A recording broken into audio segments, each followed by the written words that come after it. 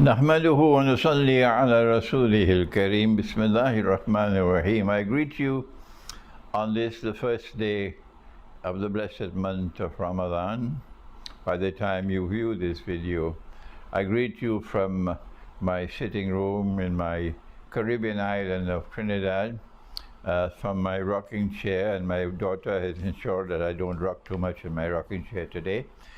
Because there have been complaints about my rocking on the rocking chair. I greet you with Assalamu alaikum wa rahmatullahi wa barakatuh, a greeting of peace. And I want to entitle this talk, Pakistan's Moment of Truth.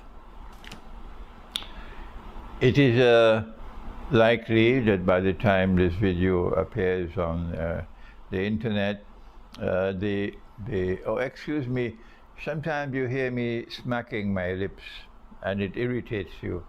It's because of dryness in the mouth. The dryness in the mouth cannot be resolved unless the problem of type 2 diabetes is resolved. So because of this dryness in the mouth, you hear me smacking my lips, but please bear with me, I'm an old man. By the time this video appears on this, the first day of Ramadan, the Pakistan's parliament, I think they call it the National Assembly. I'm not a Pakistani. No, I'm not a Pakistani, but I am a Muslim. And Pakistan says that it was created in the name of Islam. So I do have some credentials to comment on Pakistan. The Pakistan National Assembly would have voted in something that they call a motion of no confidence. I never heard about it in the Quran. I never saw it in the Sunnah. And yet you have those who consider themselves to be political parties that are based on Islam, enthusiastically walking down the road into the lizard's hole with the motion of no confidence to remove the sitting Prime Minister. Whether he survives the vote or not, I don't know, but it seems unlikely that he will survive the vote.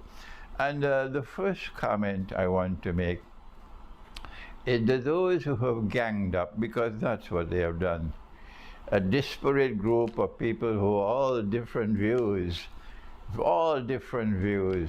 but they have one thing in common, a lust for power, lusting for power.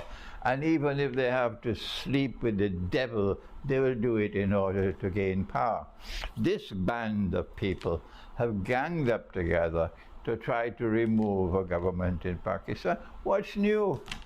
This is the kind of rubbish that you had from day one when Pakistan was born, because it was born in the model of the Republic of Turkey, complete with territorial sovereignty and national anthem and national flag and parliament and political parties and so on. The model of Turkey, this is post-Ottoman Turkey.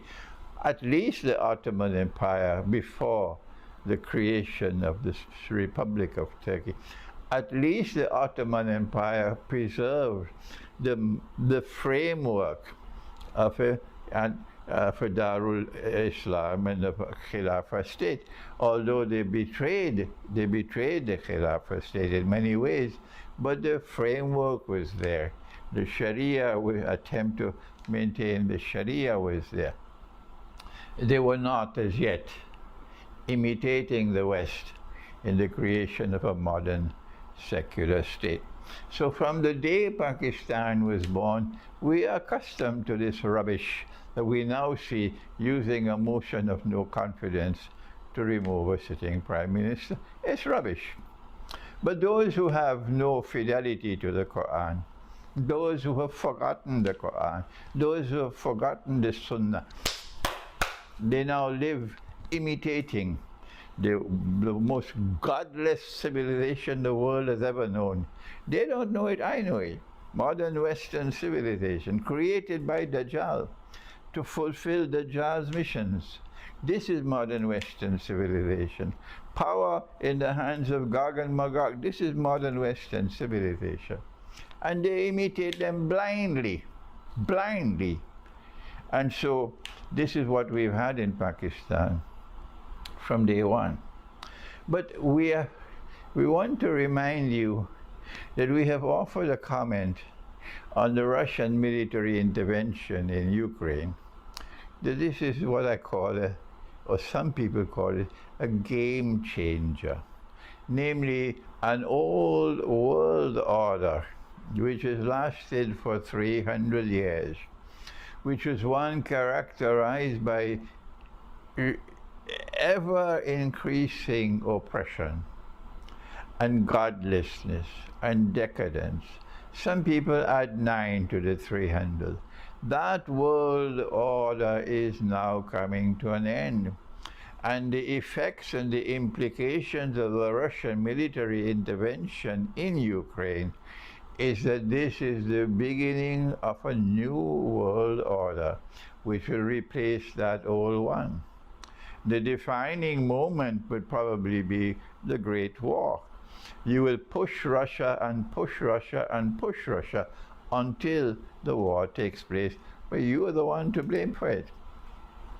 This new world order which is coming into being, I have understood the Quran. Of course, the Darul Uloom will never agree with me.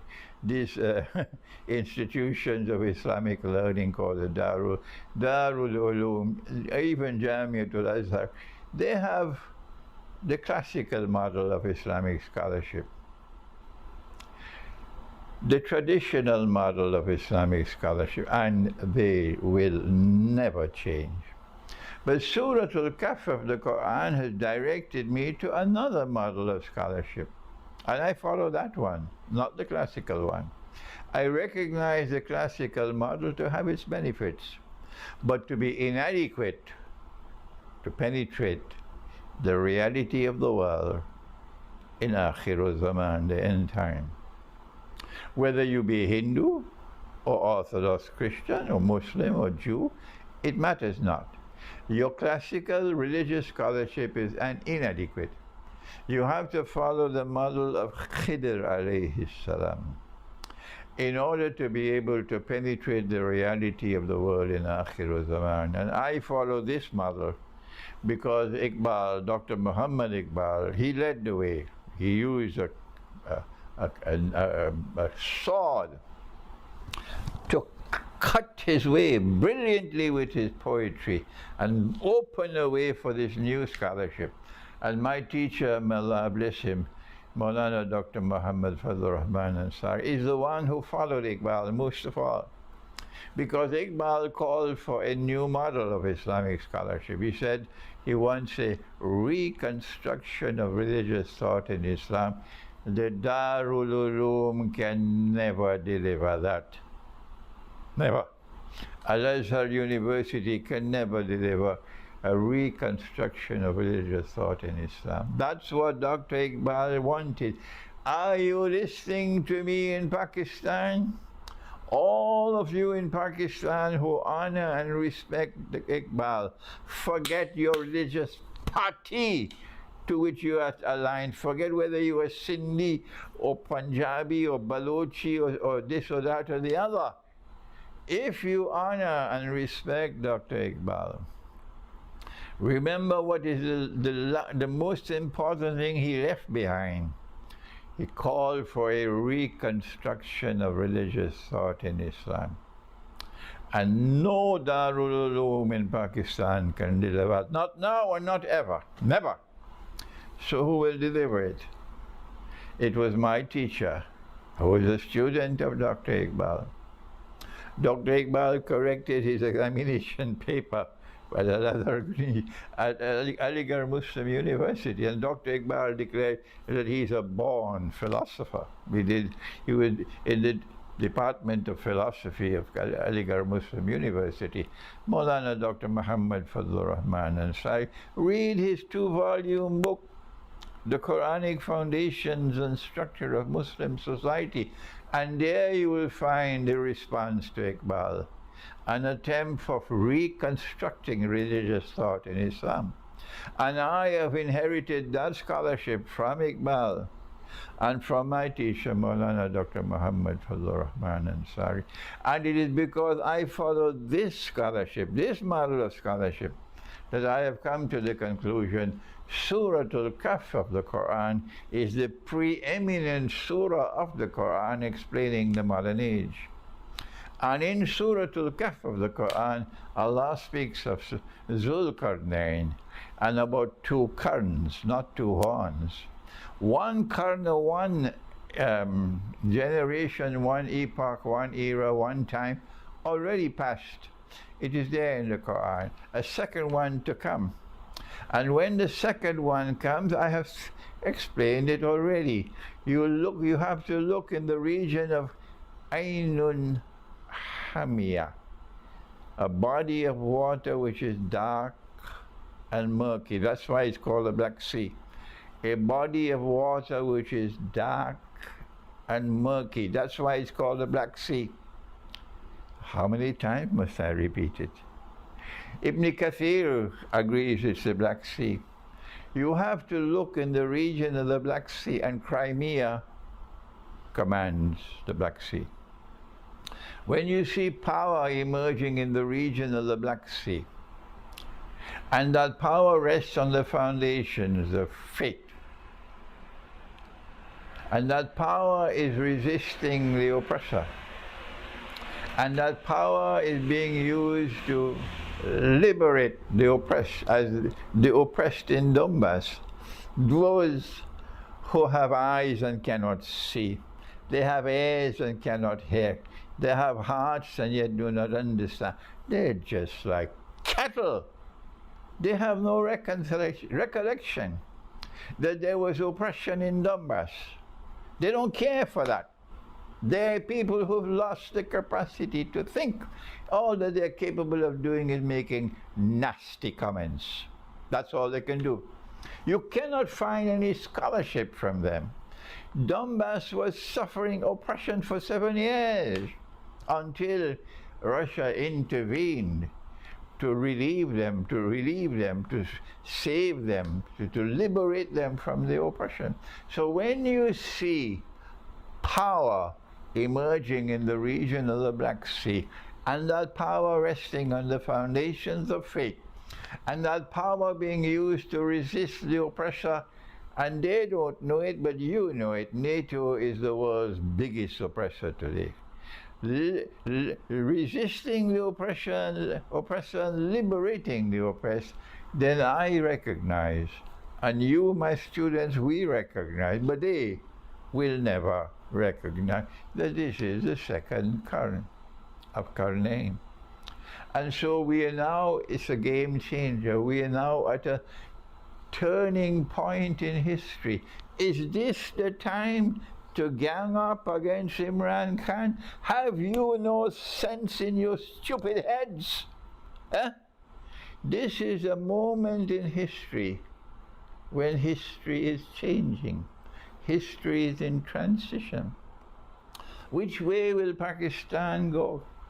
Would it continue to be a lapdog of Yankee imperialism? Is that what the leadership of the Pakistan Armed Forces want? Is it going to continue to be a slave state? Is that what the leadership of the Pakistan Armed Forces want? Is that what the political parties want, including the so-called Islamic political party? Do you want to continue on that road? Because that is the implication of doing what you're doing at this time. At this time.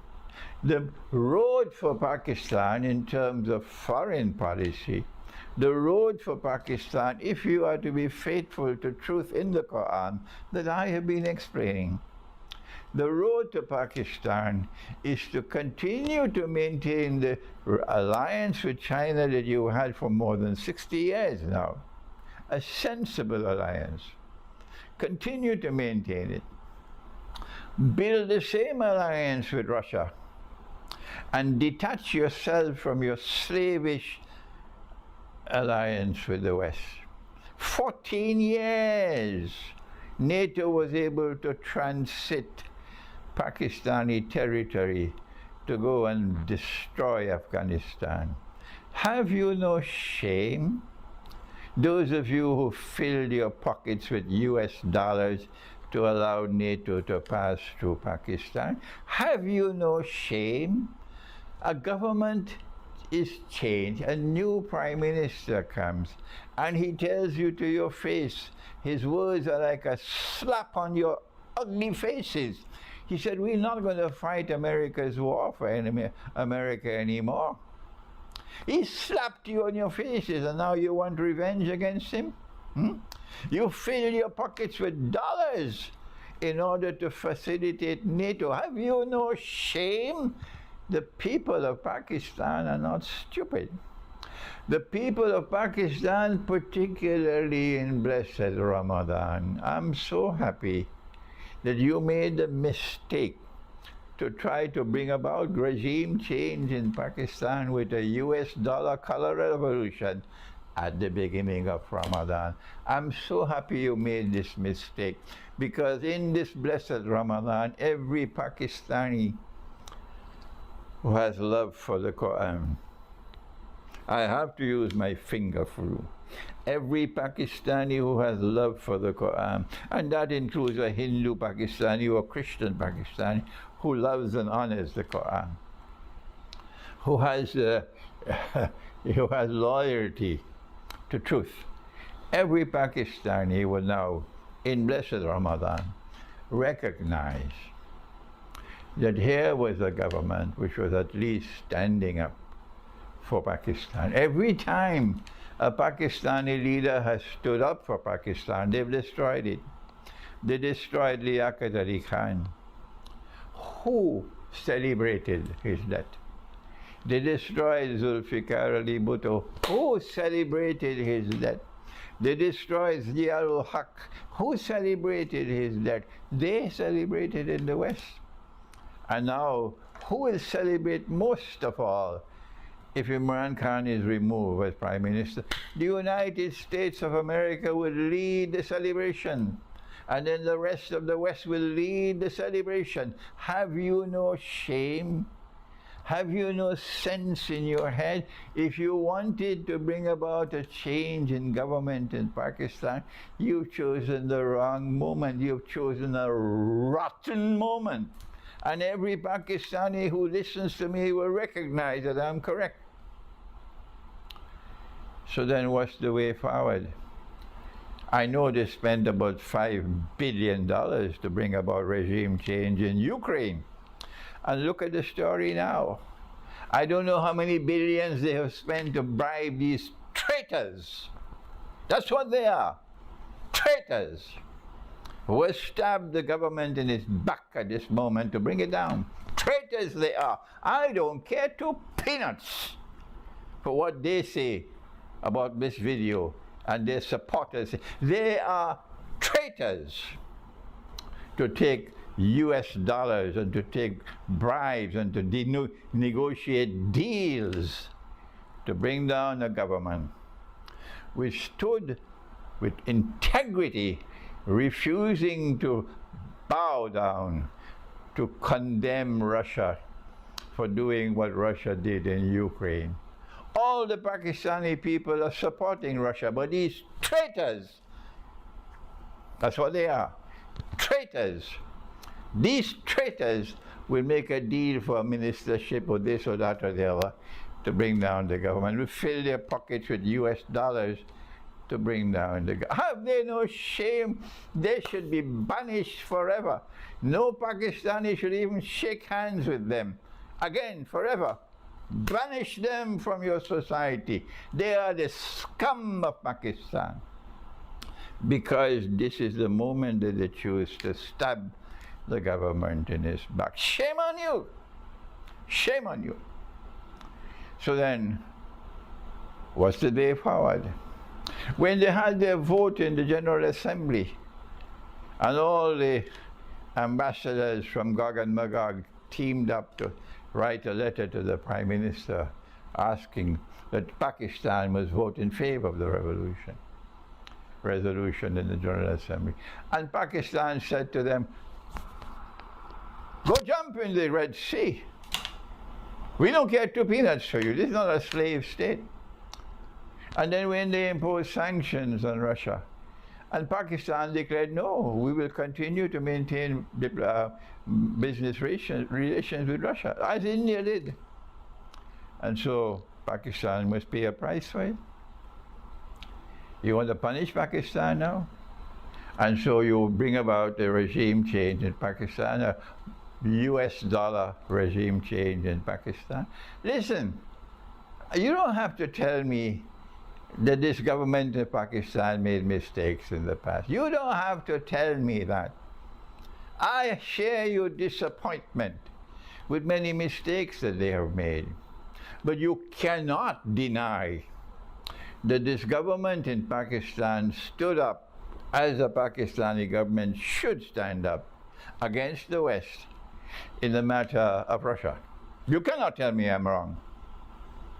So then, are you going to take the mistakes that Imran Khan made, and he made mistakes, yes?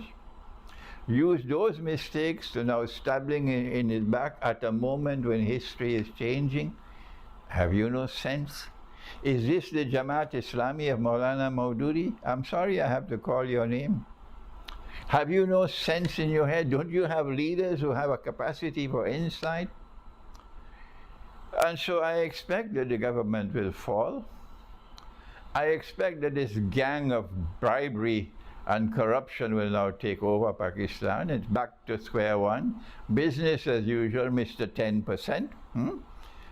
The gang will now fight each other for the dinner table. We want this, we want that, we want the other. We'll watch and see them fighting for the dinner table. But what's the way forward? The way forward is Pakistan. I have come to say to you that the moment of truth has arrived for Pakistan. In fact, the moment of truth arrived many years ago. It's now become even clearer than before. The moment of truth for Pakistan has arrived. You must not give your support to any political party. You must not give your support from this day on to any political leader unless and until he declares that we recognize absolute truth to be located in the Quran. That is the first step forward.